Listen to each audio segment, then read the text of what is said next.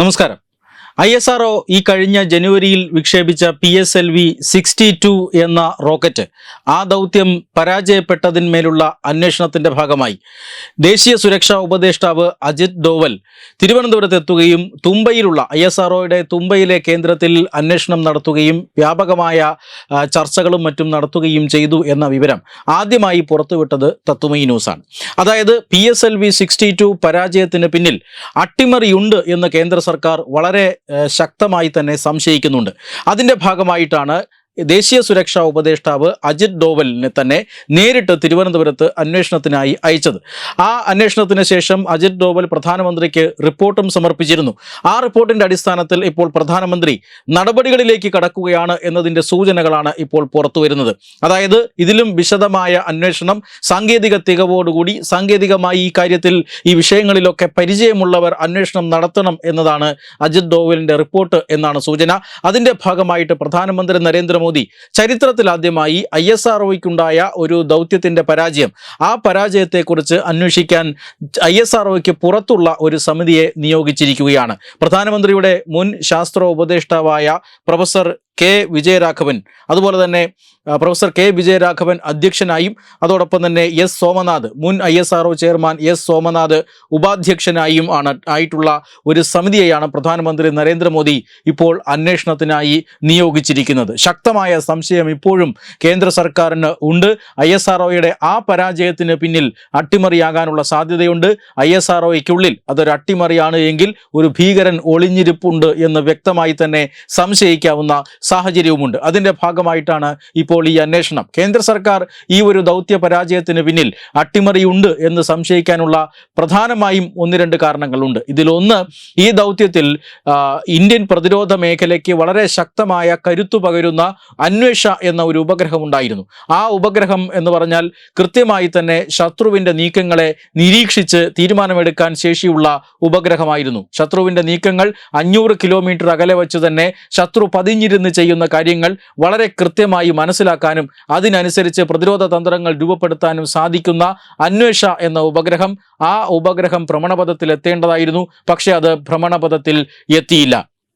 ഈ അന്വേഷ എന്ന ഉപഗ്രഹം ഉൾപ്പെടെ 16 ഉപഗ്രഹങ്ങളുമായിട്ടാണ് PSLV-C62 എന്ന റോക്കറ്റ് ഇന്ത്യയുടെ ബഹിരാകാശ ഏജൻസിയായ ISROയുടെ ശ്രീഹരിക്കോട്ട വിക്ഷേപണത്തറയിൽ നിന്നും കുതിച്ചുയർന്നത്. ഒന്നും രണ്ടും ഘട്ടങ്ങൾ അത് കൃത്യമായി തന്നെ പ്രവർത്തിക്കുകയും മൂന്നാം ഘട്ടത്തിൽ റോക്കറ്റ് ദിശ മാറി പോവുകയുമാണ് ചെയ്തത്. ആ റോക്കറ്റിൽ പ്രതിരോധ വകുപ്പിൻ്റെ അല്ലെങ്കിൽ പ്രതിരോധവുമായി ബന്ധപ്പെട്ട ഒരു ഉപഗ്രഹം ഉണ്ടായിരുന്നു എന്നുള്ളത് കൊണ്ട് തന്നെ ഇതിൽ അട്ടിമറി സാധ്യത തീർച്ചയായും പരിശോധിക്കപ്പെടും.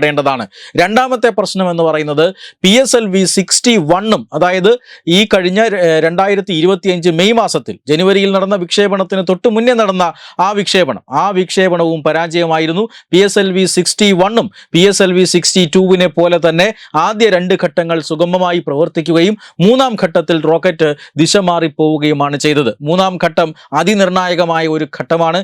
ഖര ഇന്ധനമാണ് ആ ഘട്ടത്തിൽ ഉപയോഗിക്കുന്നത്. മാത്രമല്ല റോക്കറ്റിന്റെ വേഗം 14,000 കിലോമീറ്ററിൽ നിന്നും 24,000 കിലോമീറ്ററായി ഉയർത്തുന്ന ഘട്ടമാണ്.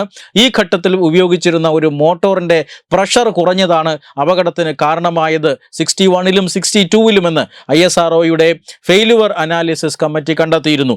ഇങ്ങനെ മോട്ടോർ കൃത്യമായി തന്നെ മൂന്നാം ഘട്ടത്തിൽ ഫെയിലുവർ ആയതിന്റെ കാരണത്തിന് പിന്നിലാണ് അട്ടിമറി ഇപ്പോൾ കേന്ദ്ര സർക്കാർ ഏജൻസികൾ സംശയിക്കുന്നത്. മാത്രമല്ല PSLV-61 മിഷൻ 2025 മെയ് മാസത്തിൽ ഉണ്ടായ ആ ഒരു അപകടത്തിന് പിന്നിലും അല്ലെങ്കിൽ ആ ഒരു റോക്കറ്റിനുള്ളിലും പ്രതിരോധ വകുപ്പിന്റെ ഒരു ഉപഗ്രഹം ഉണ്ടായിരുന്നു.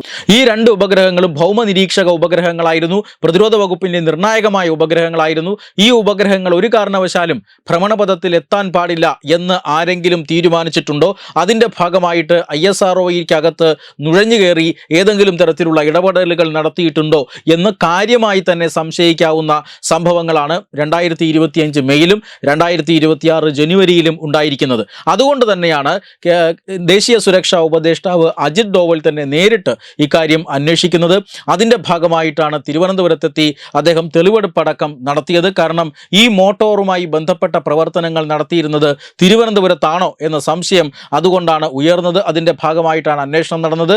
ആ അന്വേഷണത്തിൻ്റെ ഭാഗമായിട്ടാണ് ഈ അജിത് ഡോവലിൻ്റെ റിപ്പോർട്ട് പ്രധാനമന്ത്രിക്ക് കൈമാറുന്നതും ആ റിപ്പോർട്ടിൻ്റെ അടിസ്ഥാനത്തിൽ കൂടുതൽ നടപടികളിലേക്ക് കടക്കുന്നു. അന്ന് തന്നെ തത്വമയി ന്യൂസ് റിപ്പോർട്ട് ചെയ്തിരുന്നു, തലകൾ ഉരുളാൻ സാധ്യതയുണ്ട്. കാരണം ഇത്തരത്തിൽ പ്രതിരോധ രംഗത്തിൻ്റെ ഏറ്റവും പ്രധാനപ്പെട്ട ഉപഗ്രഹവുമായി കുതിച്ചുയർന്ന PSLV എന്ന റോക്കറ്റ്. PSLV എന്നാൽ നമുക്കറിയാം ഇന്ത്യയുടെ ഏറ്റവും വിശ്വസ്തമായ റോക്കറ്റാണ്. ആ റോക്കറ്റ് പരാജയപ്പെടുന്ന ഘട്ടമൊക്കെ കഴിഞ്ഞിരിക്കുന്നു. സങ്കീർണതകളൊന്നും തന്നെ ഇപ്പോൾ ഇല്ലാത്ത ഒരു റോക്കറ്റാണ്. ആ റോക്കറ്റ് എന്തുകൊണ്ട് തുടർച്ചയായി 2 തവണ പരാജയപ്പെടുന്നു? ആ 2 റോക്കറ്റുകളിലും പ്രതിരോധ വകുപ്പിൻ്റെ ഉപഗ്രഹം ഉണ്ടായിരുന്നു. ഇത് തീർച്ചയായും അന്വേഷണ വിധേയമാക്കേണ്ട കാര്യമാണ്. തീർച്ചയായും ഇതിന് പിന്നിൽ അട്ടിമറിയുണ്ട് എന്ന് തന്നെയാണ് കേന്ദ്ര സർക്കാരിൻ്റെ സംശയം. ഡോവലിൻ്റെ സന്ദർശനത്തിന് ശേഷം കിട്ടിയ സൂചനകളും അതുതന്നെയാണ് എന്ന സംശയമാണ് ഇപ്പോൾ ബലപ്പെടുന്നത്. അതുകൊണ്ടാണ് പ്രധാനമന്ത്രി നേരിട്ട് ISROയ്ക്ക് പുറത്തുള്ള ചില ആളുകളെ, ചില വിദഗ്ധരെ ഉപയോഗിച്ചുകൊണ്ടുള്ള ഒരു അന്വേഷണ സമിതിക്ക് ഇപ്പോൾ നേതൃത്വം നൽകുന്നതും ആ അന്വേഷണ സമിതി പ്രഖ്യാപിച്ചിരിക്കുന്നതും. ആ അന്വേഷണ സമിതിയുടെ ആദ്യ യോഗം പോലും നടന്നു എന്നാണ് ഇപ്പോൾ മനസ്സിലാക്കാൻ സാധിക്കുന്നത്. വലിയ വേഗത്തിലാണ് ആ അന്വേഷണ സമിതി കാര്യങ്ങൾ അനലൈസ് ചെയ്ത് പ്രധാനമന്ത്രിക്ക് വിവരങ്ങളെ ധരിപ്പിച്ചുകൊണ്ടിരിക്കുന്നത്. Web desk Tatwamayi news. Brought you by Kerala AIDS control society. HIV AIDS സംബന്ധമായ സംശയങ്ങൾക്ക് 1097 എന്ന 24 മണിക്കൂറും പ്രവർത്തിക്കുന്ന ടോൾ ഫ്രീ നമ്പറിലേക്ക് വിളിക്കുക. വാട്സാപ്പിലും ഫേസ്ബുക്കിലും ഒക്കെ സ്റ്റാറ്റസ് അപ്ഡേറ്റ് ചെയ്യാറുണ്ടല്ലോ. HIV സ്റ്റാറ്റസോ HIV പിടിപെടാനുള്ള സാഹചര്യങ്ങളിൽ കൂടി അറിഞ്ഞോ അറിയാതെയോ കടന്നു പോയിട്ടുണ്ടാവാം. എന്ത് തന്നെയായാലും മുൻകൂട്ടി പരിശോധിച്ച് HIV സ്റ്റാറ്റസ് അറിയൂ. സൗജന്യ HIV പരിശോധനയും കൗൺസിലിങ്ങും ആരോഗ്യ കേന്ദ്രങ്ങളിൽ പ്രവർത്തിക്കുന്ന ICTC അഥവാ ജ്യോതിസ് കേന്ദ്രങ്ങളെ സമീപിക്കുക. നിങ്ങളുടെ സ്റ്റാറ്റസ് എന്തായാലും വിവരങ്ങൾ രഹസ്യമായി സൂക്ഷിക്കുന്നതായിരിക്കും.